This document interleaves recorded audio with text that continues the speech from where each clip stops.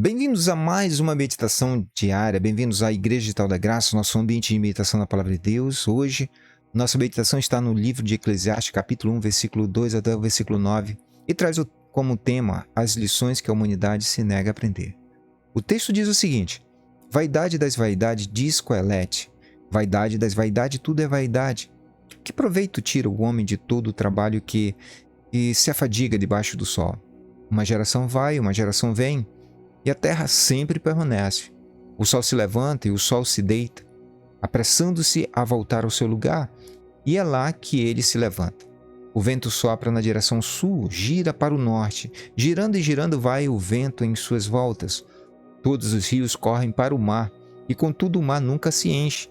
Embora chegando ao fim do seu percurso, os rios continuam a correr. Todas as palavras estão gastas e ninguém pode mais falar.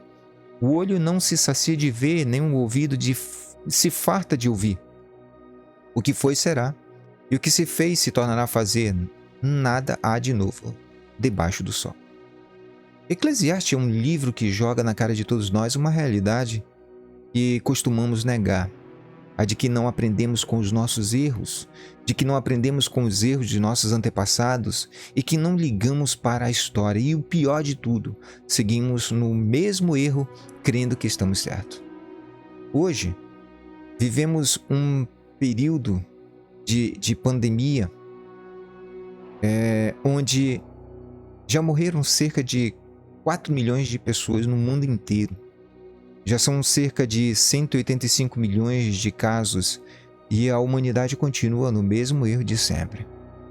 Quando olhamos para a história das catástrofes causadas por vírus, não tem como esquecermos da gripe espanhola, que dizimou entre 50 a 100 milhões de pessoas no mundo. Mas o que esses números nos dizem e o que eles têm a ver com a nossa leitura? Eclesiastes ele fala de um ciclo que se repete e que quase sempre é uma resposta aos atos da própria humanidade. A busca incessante pelo poder, pela riqueza, pelo sonho do conforto, nos leva a nos tornarmos seres automatizados, praticamente sem vida.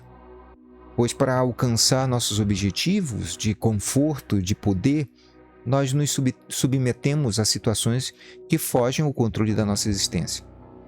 Vemos pessoas perdendo suas vidas sociais em troca de um carro, de uma casa, um terreno. Não que isso não seja bom ter todas essas coisas, mas seria mesmo tão importante ao ponto de anularmos os que nos amam e que um dia também nós os amamos? Até que ponto correr atrás desses pseudo-sonhos me trarão felicidade de verdade? E qual seria o limite entre o sonho e o pesadelo? A inconsequência da humanidade pelo consumo a leva a uma vida de inconsequências e completa perda de valor. Pois a vaidade se instala no fato de eu supor ser alguma coisa, de eu possuir algo, de ser reconhecido pelo que tenho, e quase sempre tal presunção revela o que há de mais podre dentro de nós, ou seja, uma criatura muitas das vezes desprezível. Quando o pregador de Eclesiastes fala que o ciclo existencial é inquebrável, pois o que se foi será e o que se fez se fará novamente, e que não há nada debaixo dos céus, novo debaixo do céu. Ele nos ensina que não são as coisas que devem mudar, mas o meu eu que deve mudar em relação às coisas.